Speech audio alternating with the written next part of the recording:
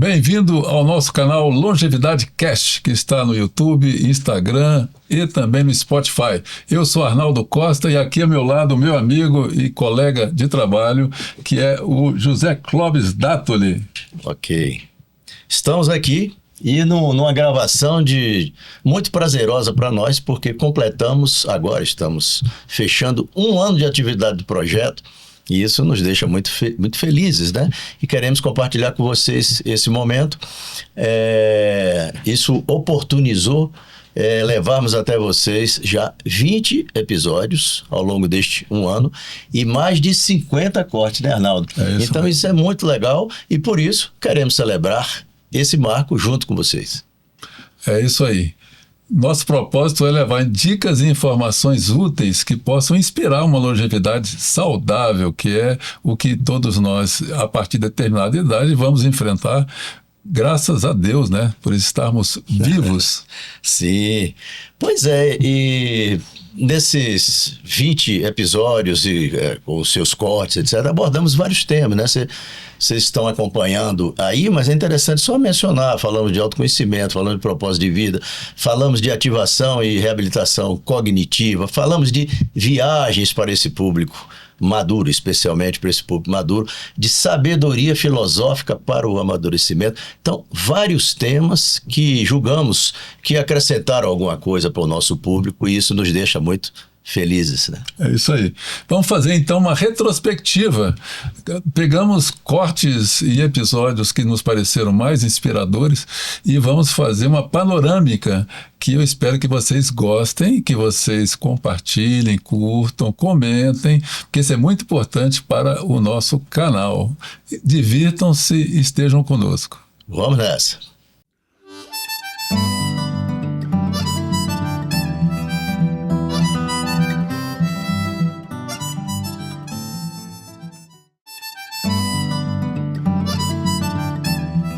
A longevidade é cada vez mais presente nos dias atuais. Mas será que isso é um prêmio ou é um castigo? Você está preparado para envelhecer bem e com sabedoria? O sexo na fase de maturidade da vida está acabado mesmo? Alguns sinais de envelhecimento, como a falta de energia e de atividades produtivas, estão te deixando depressivo? Se o seu corpo já não é mais o mesmo, como vai lidar com essa realidade inevitável? O distanciamento social e até familiar no envelhecimento estão te trazendo solidão? É possível estar bem mesmo após os 60, 70 ou mais anos? O que você considera importante para que as pessoas na terceira idade se mantenham saudáveis e longevas? Bem, interessante essa pergunta. O que eu acho interessante e importante é você querer, você se motivar para. Você não se aposenta para isolar de tudo. Você se aposenta para as suas atividades laborais. Agora você vai descobrir outras formas de você estar vivo, motivar-se para a vida, porque hoje nós estamos com a vida muito longeva. Nós estamos com pessoas que chegam a 100 anos, lúcidas e muito bem, de todas as formas, fisicamente e tudo. Então você tem que buscar isso, fazendo atividade física. Não precisa muita coisa. Não precisa correr desesperadamente, ir para a academia, fazer grandes movimentos. Você andando já é um grande passo. Comece a andar aos pouquinhos até você ganhar força. E você vai ver que esta força que você encontra nessa atividade física vai lhe dar uma força também para que você, uma motivação maior para que você saia, vá para algum lugar, para a faculdade da felicidade e participe de todos os eventos, de todas as atividades. Então, fazer o quê? Além da atividade física, ler. Ler prestando atenção para desenvolver a sua memória e você depois contar o que você leu. Interprete. Então, o teatro lhe dá esse instrumento, lhe instrumenta para que você se descubra. Então, a música, cante. A todo momento vá cantando. Isso você aciona a sua memória de uma certa forma. E, além de tudo isso, saia e vá conviver com pessoas que estão na sua faixa etária e que estão precisando também de conhecer outras pessoas e saber, eu não estou sozinho nessa faixa etária. Eu tenho outras pessoas que estão nessa mesma faixa, nessa mesma idade e com outras caminhadas que poderão ajudar a minha caminhada a ser bem melhor. Venha, Participe, não fique acomodado nem acomodada. Crie alternativas, busque alternativas. E, com certeza, sua maturidade, seu envelhecimento será muito melhor. Obrigada. Uma das coisas que eu gosto muito de fazer, e o Dato já falou na abertura dele, é compartilhar conhecimento. Eu acho que na nossa vida nós construímos, principalmente nesse momento de vida que nós vivemos, e nós vamos falar um pouquinho sobre o etarismo também, né, o Dato e Arnaldo mais para frente. Queremos falar. A experiência que nós temos que convencer a sociedade de que nós somos úteis, ou seja, todo o conhecimento que nós armazenamos durante todo esse tempo de vida que nós temos, porque nós aprendemos muita coisa, nós erramos, nós acertamos, então muitas vezes esses erros e acertos podem ser extremamente úteis quando nós estamos conversando com pessoas. Em certos momentos nós somos respeitados, dentro das empresas e fora das empresas, e em outros momentos o etarismo corre solto. Então, nós estamos lutando contra uma sociedade, e muitas vezes é uma luta inglória, principalmente em alguns países cuja cultura coloca o envelhecimento numa situação inadequada, né? Pejorativa. Mas nós temos que criar o nosso espaço. Por isso que eu acho que esse senso de propósito, esse viver o propósito de construir coisas, compartilhar coisas, eu acredito que é muito importante. Nós temos que ocupar esse espaço. Meu nome é Sandra Fayad, eu acabei de completar 76 anos de idade. Quando eu estava perto de me aposentar, eu resolvi mudar de vida. Então, assim, eu passei uma borracha, entre aspas, em tudo que eu já havia feito. Claro que ficou muito conhecimento, né, e muita experiência, mas no resto eu passei uma borracha. E ficaram os amigos também, claro. Então, eu acho que assim, o trabalho é muito importante na vida da gente, sobre muitos aspectos, né? A gente estando trabalhando, a gente não tem depressão, mau humor, tristeza, a gente não tem desânimo, a gente tem saúde, disposição e a gente tem criatividade, porque você começa a fazer uma coisa, você resolve criar mais alguma coisa ali, você vai multiplicando uma ideia. E hoje eu tenho um projeto aqui na porta da minha casa. Esse projeto está na mídia, tem muita repercussão na mídia nacional e até internacional.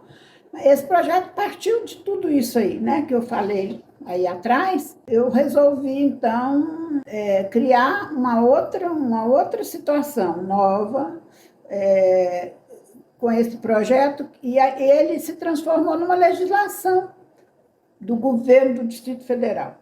Hoje, ele se transformou num projeto embrionário que serviu de pesquisa e serviu de inspiração ao governo para criar uma legislação nova, permitindo que as pessoas utilizem a área pública para fazer hortas urbanas, que é o caso aqui, né? Eu tenho esse trabalho da horta urbana, ele tem cerca de 20 atividades vinculadas a ele.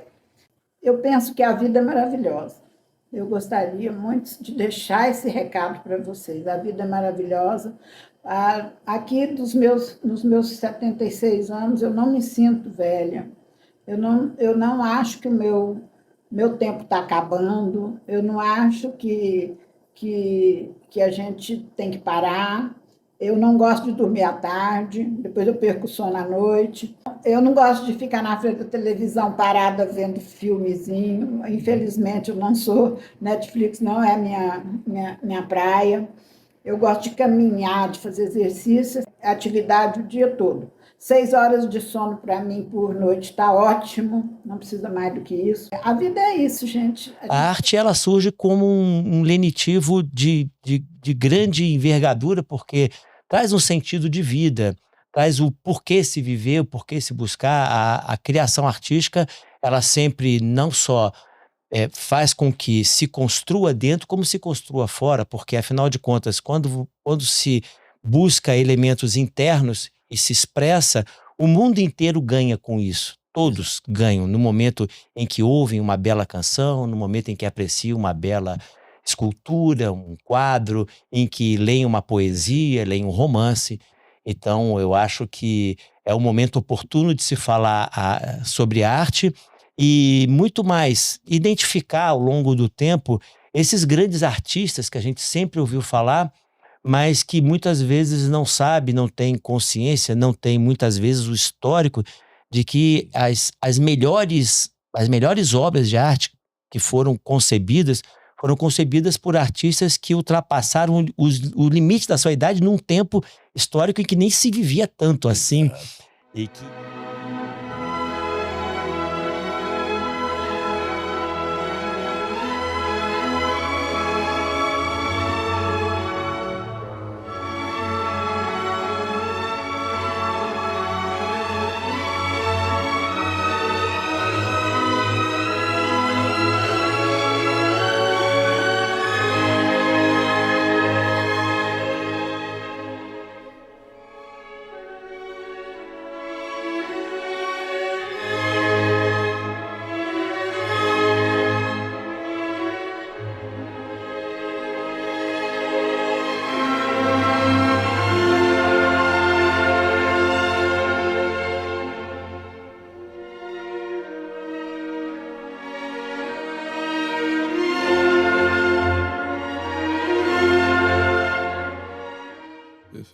E falando em sabedoria, está rolando um fenômeno interessante, o retorno ao mercado de trabalho dos profissionais maduros. Homens e mulheres que, depois de muita experiência, estão descobrindo suas verdadeiras vocações e se reinventando, ou pelo menos colocando toda a sua experiência profissional de volta à cena.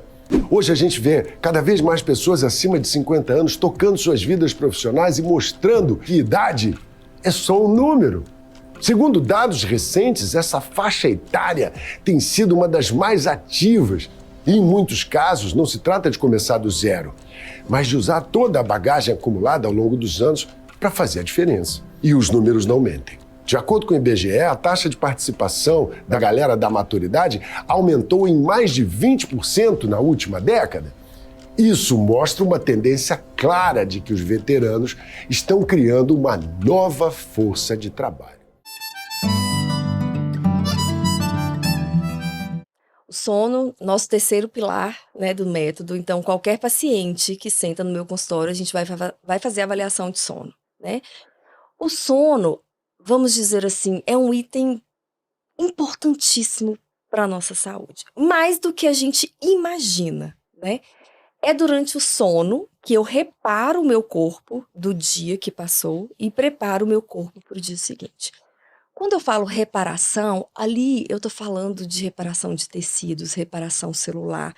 Se acontece uma displasia, o nosso corpo tem mecanismos de defesa. É à noite, principalmente, que ele vai fazer isso. É à noite que eu vou produzir fatores de imunidade, né? E hoje a gente sabe que imunidade não é só para Covid e para dengue, não. A gente sabe que as doenças crônicas também têm componente de imunidade relacionado, porque nosso sistema de defesa é para tudo, é para defender de tudo, tanto do vírus, da bactéria, quanto de um diabetes ou uma hipertensão, né? E são as causas básicas do adoecimento, que não é só do câncer. São causas básicas do adoecimento de uma forma global, né? Que são as intoxicações do corpo, os desequilíbrios nutricionais, as desnutrições funcionais, né? E os processos inflamatórios. Então, esse é um grande assim, portal aberto, não só para o câncer, mas para qualquer doença crônica. Sim. Seja o diabetes, a hipertensão, a doença autoimune, o Alzheimer, e vai por aí afora. Então, seriam, assim, desencadeantes comuns para todas as doenças crônicas e que seriam manifestas de acordo com a fragilidade de cada um dos pacientes. Na época que eu fazia homeopatia, eu atendia crianças pequenas que vinham com infecções de garganta, cheio de placas amarelas. Eu passava a homeopatia, pedia para vir no dia seguinte, não tinha mais placa nenhuma. Como é que se explica isso? Não tem antibiótico na homeopatia. Às vezes eu aplico um ponto de acupuntura, a pessoa equilibrava. E é interessantíssimo como a acupuntura, que mexe com vibração, que mexe com energia vital, consegue equilibrar uma pessoa em pouco tempo, mas tem que saber aplicar. Porque a agulha é uma coisa invasiva, pode pegar um nervo. Isso. Pode pegar um órgão interno, né? Você, dependendo da localização da agulha, tem que ter expertise. Isso. Então, graças a isso, eu desenvolvi muitas expertises para ajudar o ser humano, não só com remédios chamados tarja preta ou tarja vermelha, que também utilizo na minha prática, mas também com homeopatia, com acupuntura, com fitoterapia. Então, por exemplo, para um TDAH, que você me perguntava antes da nossa entrevista, a gente pode dar um fitoterápico, a gente pode dar um tarja vermelho antes de dar um anfetamínico, como a Ritalina e o Venvance. Então, a gente aumenta o nosso espectro de terapia, porque o médico ele tem que fazer o diagnóstico, o prognóstico e o tratamento. Quanto mais ele faz um diagnóstico baseado não só na medicina ocidental, mas também na medicina oriental, através do pulso, através da íris, através da face, através da auriculoterapia, da observação da orelha, que você pode observar, a orelha é um feto invertido, tem a cabeça, tem o tronco, tem os órgãos internos. Você pode aplicar as agulhas e obter um resultado fantástico. Parece que a odontologia esqueceu algumas coisas que vinham lá de trás dos primórdios. Parece que hoje só existe uma alternativa, que é o implante. Sim. E que ele, às vezes, é uma alternativa, mas existem outras. Existe a prótese parcial removível, que é a ponte móvel. Sim. Existe a ponte fixa, que a gente usa outros dentes para suporte, tem que fazer desgastes. E isso é extremamente interessante. Claro que num paciente mais idoso, eu tenho que me ater ao tempo da consulta. Talvez sejam consultas que eu preciso fazer num tempo menor por conta do posicionamento de cadeira, a abertura de boca. Mas, ao mesmo tempo, eu não posso fazer um tratamento que vai demorar 3 anos. Porque é o paciente que quer um pouco mais rápido, eu preciso daquilo. Então, hoje a gente tem tecnologia para fazer isso. E o maior problema que a gente acaba acontecendo, se eu for focar no público idoso, no público de terceira idade, para mim, e eu vou colocar até um pouquinho antes disso, a partir dos 40 anos de idade, que é o começo da perda óssea. Que é aquela questão que começa a ter uma questão de perda óssea aos 40. Mas a pessoa só vai entender o que é isso lá aos 50, 65, quando o dente já tá mole, e o dentista vira e fala, agora não tenho mais o que fazer, a gente tem que extrair. Para entender o que tá acontecendo, é mais ou menos assim, eu sempre explico que é como se fosse um guarda-sol enterrado na areia. Onde a areia é o osso e o guarda-sol é o nosso dente. Só que a gente sempre come, e quando eu como fica o alimento, e aquilo fica em decomposição por micro-organismos, tá bom?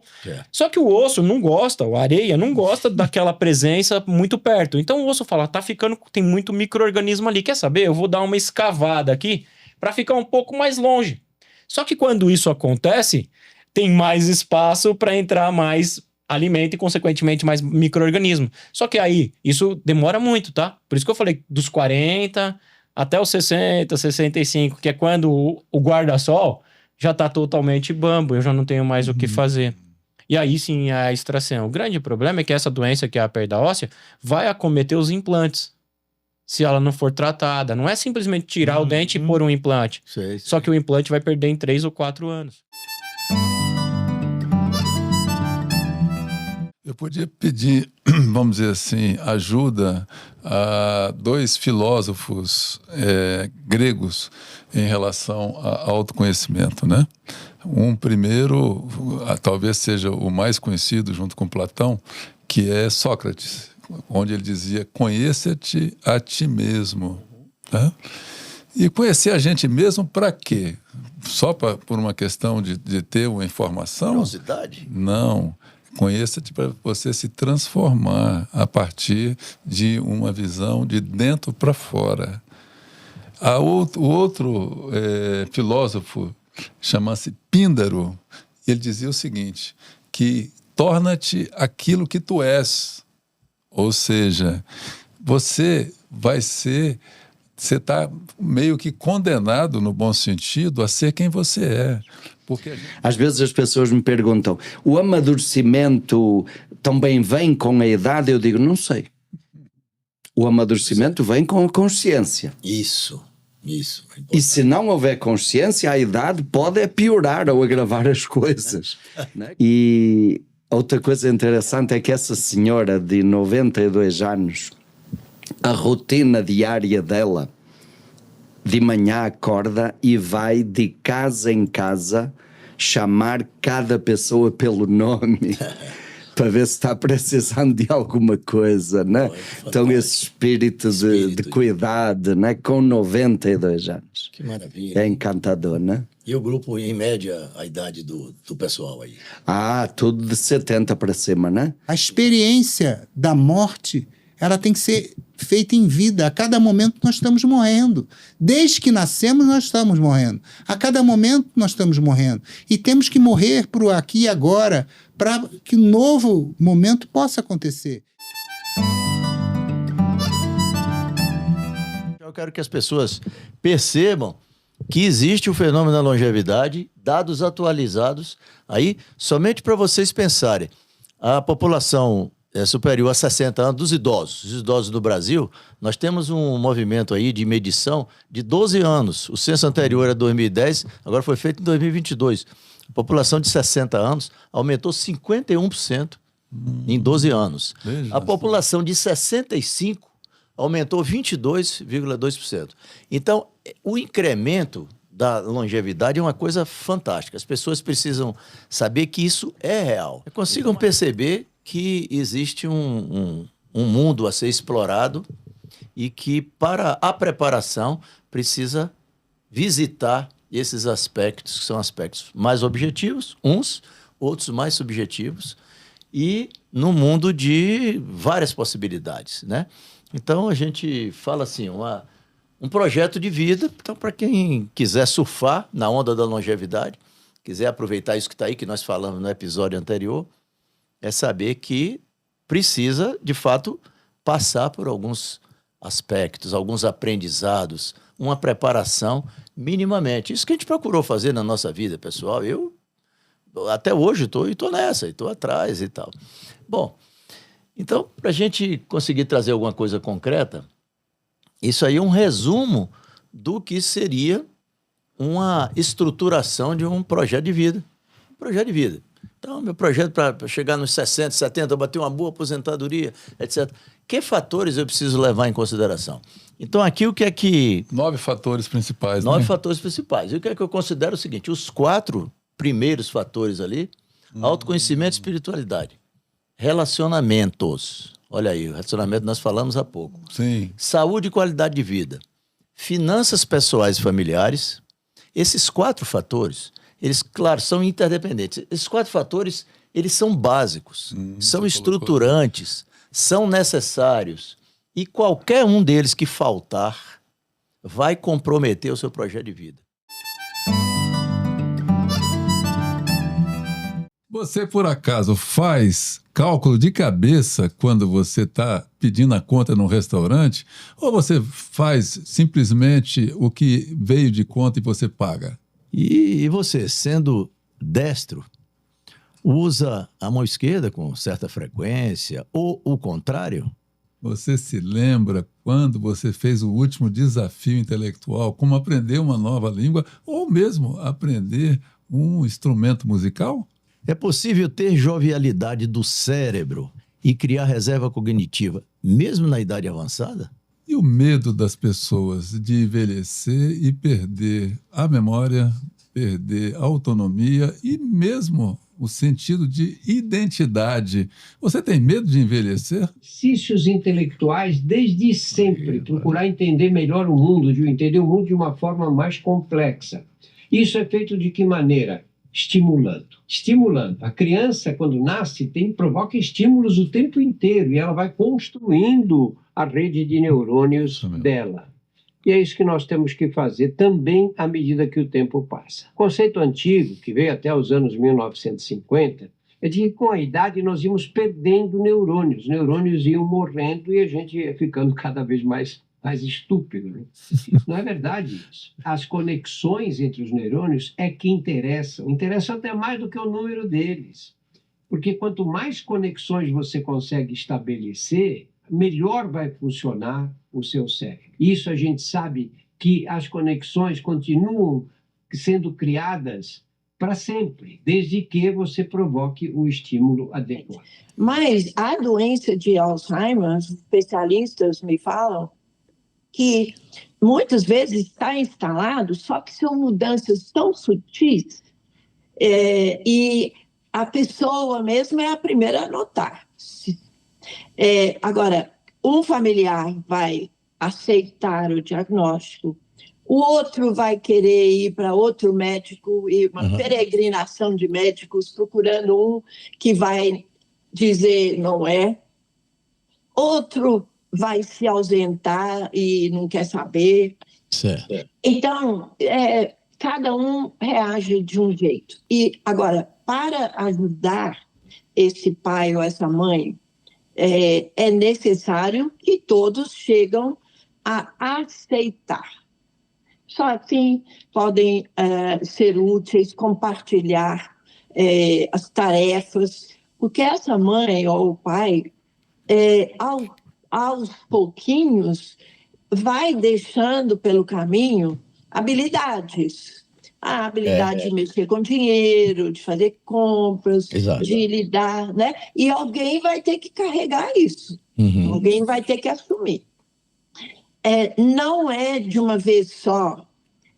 Eu lembro antigamente, lá nos anos 80, ainda era comum a família sair do consultório médico, me ligar, a ver, quando começamos com o celular, me ligava do carro já, saindo do médico.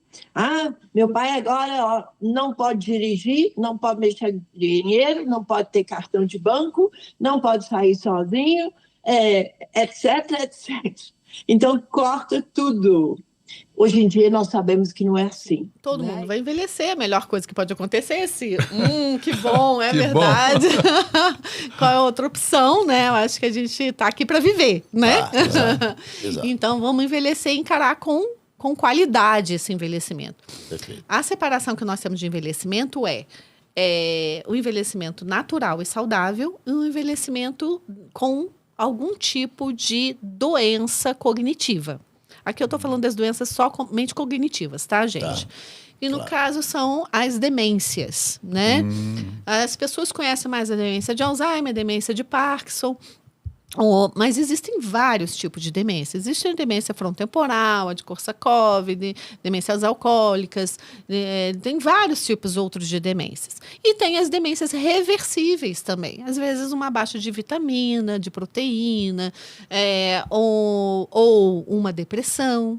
Quem deprimido fica bem cognitivamente, né? Você melhora a depressão, melhora o estado de humor dessa pessoa e essa pessoa começa a pensar melhor, né?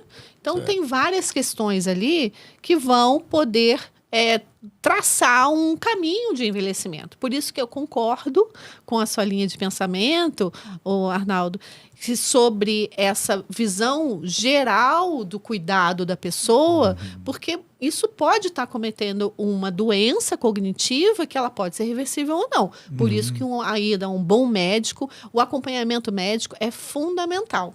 Uma boa medicação é fundamental. O acompanhamento de nutricionista também é fundamental. Uma fisioterapia, uma educação física, atividade física também. E análise. Fazer sim. Por que não? Né? As pessoas têm muito preconceito e não vão buscar, né, um atendimento psicanalítico, ou um atendimento psicológico, enfim, na linha que ele preferir. Mas, enfim, isso tudo ajuda a gente a enfrentar os desafios do envelhecimento. Ele vai primeiro fazer toda a evolução clínica desse paciente. Vai ver se esse paciente realmente ele pode ser submetido aos procedimentos sem incorrer em nenhum risco para esse paciente ou o mínimo de risco possível. Aí onde entra a ética e o profissionalismo, sempre com o pé no chão, observando esse paciente. Às vezes ele está com 90 anos e pode ser submetido a qualquer cirurgia que você queira promover a estética. Às vezes, paciente com 30, 35 anos, é melhor você não fazer absolutamente nada, orientar esse paciente quanto aos riscos e por que não fazer. Hoje, não só na terceira idade, nós utilizamos vários recursos. Dentre eles, a câmera hiperbárica, em que você aumenta a performance de toda a energia celular que nós podemos ter, inclusive para pessoas que fazem exercícios físicos.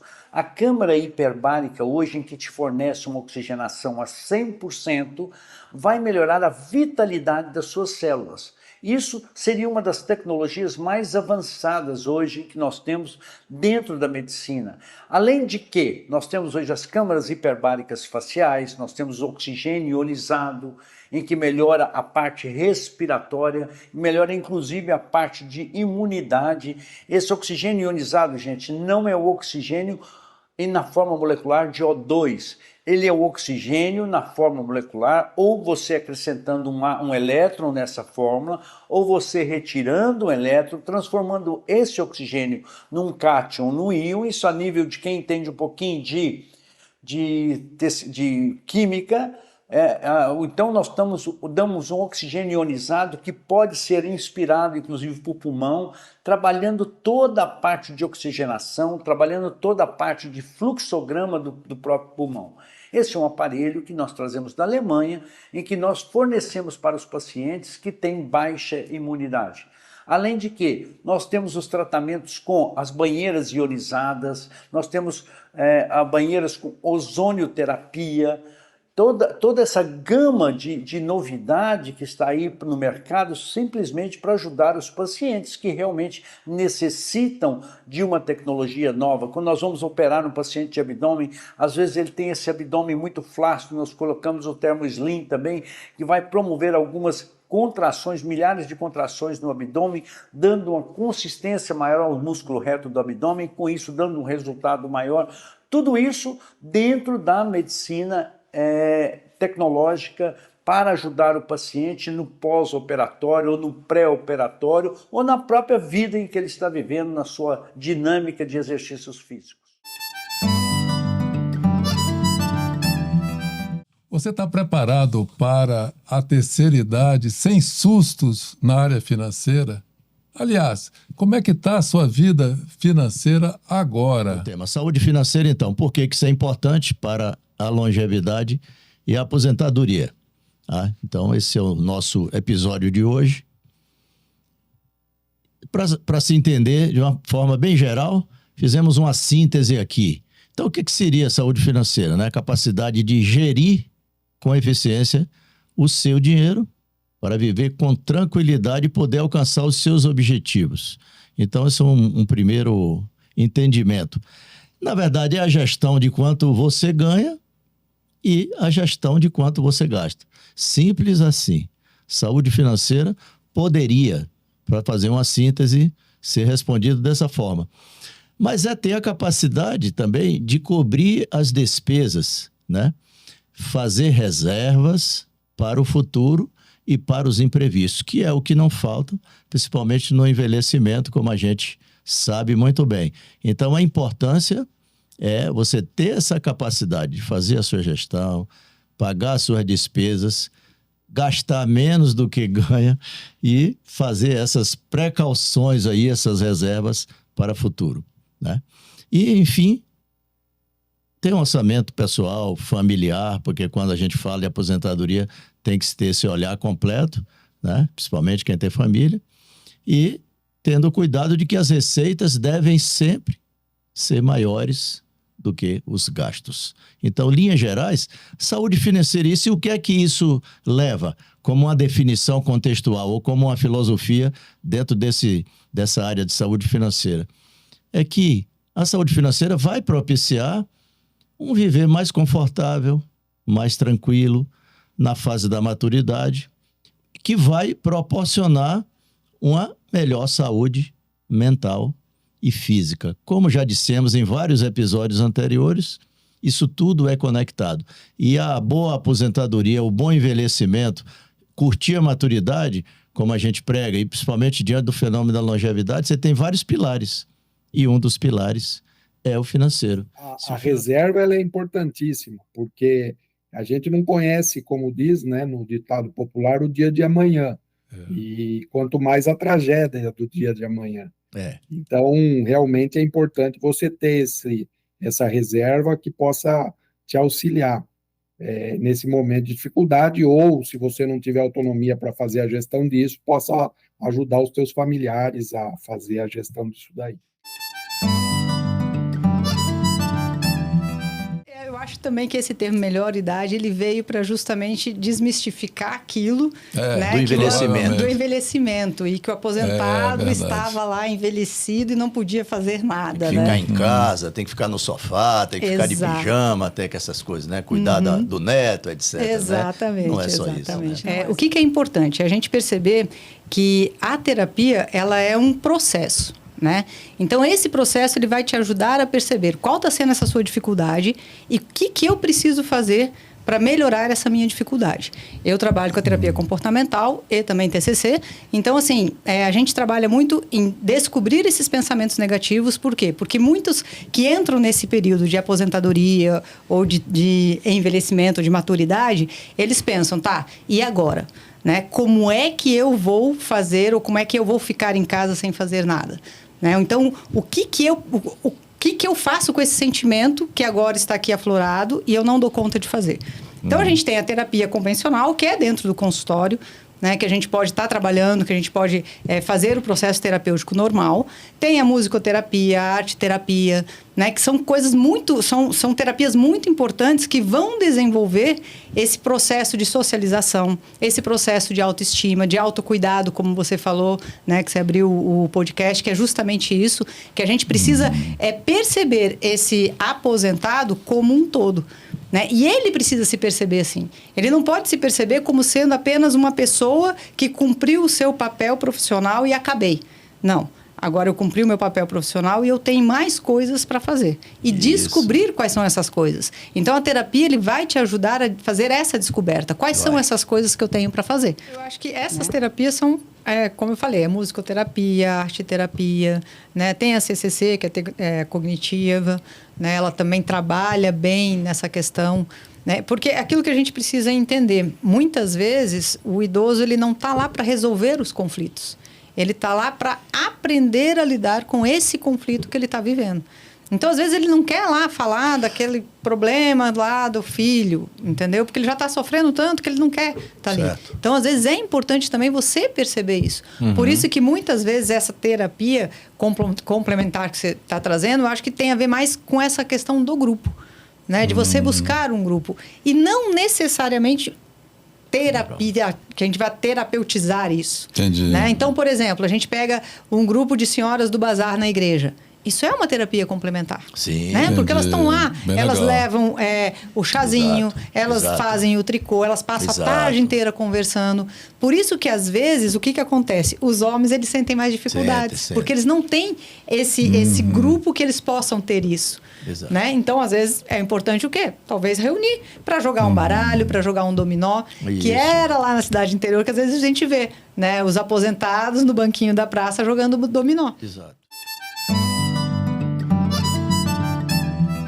Você pode viajar de excursão, você pode ter outras alternativas, você pode contratar um consultor de viagem, você pode contratar um travel design, que hoje está bem na moda, travel design. Ele vai conversar com você, vai conhecer o que você gosta de fazer e ele vai desenhar a viagem conforme o seu gosto. Então, é como se você estivesse organizando, só que você contou tudo que você gosta e ele vai traduzir aquilo na prática, né, com a experiência que ele já tem da viagem. Naquele grupo, ela compartilha o roteiro dela, ela fala sempre com a gente, ela vai contando onde é que ela está, a gente vai perguntando e vai acompanhando como é que estão as coisas, né, dando dicas, e ela vai cercada de todos os cuidados, alguns a Silvia já comentou, né? Então, é uma forma de você organizar. E você pode também, o viajar sozinho, Você pode se organizar de viajar, por exemplo, com um grupo de outras pessoas. As pessoas se inscrevem, às vezes, em grupo. Mulheres que viajam sozinhas, né? Pessoas que não têm a companhia e que podem, a partir dali, fazer esses grupos. Tem grupos no Facebook só de mulheres, tem grupos, às vezes, só de mulheres por uma determinada idade, mais jovens, mais velhas, e tem grupos mistos, e que você pode organizar e ter a estrutura. Agora, hoje em dia, existem muitos recursos que você pode lançar mão para que você faça uma viagem sozinha e tenha condições de segurança e de aproveitar. Eu tiro pela nossa experiência, que é uma viagem de casal, mas que a gente conta só um com o outro, né? E aí a gente compartilha tudo com os filhos, né, com a família, para que eles possam ir acompanhando e nos ajudando no decorrer da viagem, né? A Silvia talvez tenha uma experiência própria, né, de viajar sozinha, de temporada no exterior também. Sim. Você pode nos dizer? Posso. Sim, o viajar sozinho é uma coisa interessante. Tem muita vantagem viajar sozinho. Se a pessoa perder o medo que vocês falaram, né, o medo do viajar, e vou lhe dizer, a gente nunca perde o medo totalmente. E eu brinco sempre que a gente vai com medo mesmo.